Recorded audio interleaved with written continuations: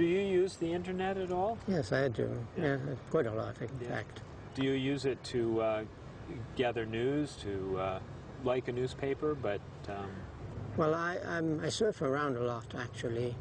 I tend to look for news sites and get information that is not so common in newspapers, for example. And do you feel that when you get information from the internet that you can trust it to be true? Do you feel comfortable that it's real? Well, you can never trust information, even from the newspapers. The newspapers sometimes print information that is not true for the mere fact that it comes from sources that are not true. And the same goes for internet. I get news from internet more than a newspaper or watching TV. I think it's, in terms of speed and how fast it gets to people, I think internet is very good. In terms of credibility, I think, well, I think it's almost the same thing, internet, newspaper, and news on TV.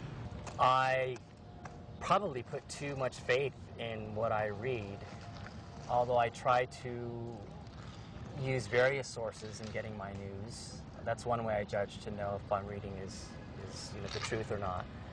I get my news over the internet every day. I actually get 3 different newsletters on a daily basis.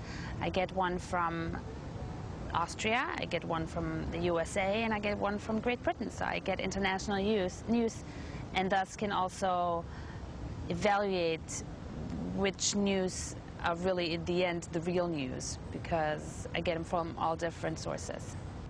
I don't believe everything I read, whether it's on the internet or a newspaper, or if I listen to it on TV. I do believe that there are credible sources out there, and if I've heard something or read something on the internet, if it comes from a credible source, then I tend to believe it. There's a lot out there that's not too credible. You have to be very careful. Okay, and how do you try to be careful? If it's spam email that comes or something that's from a source that I don't know, I tend not to put 100% trust into it. If it comes from the New York Times or if it comes from a reputable source, I tend to take that for 100%.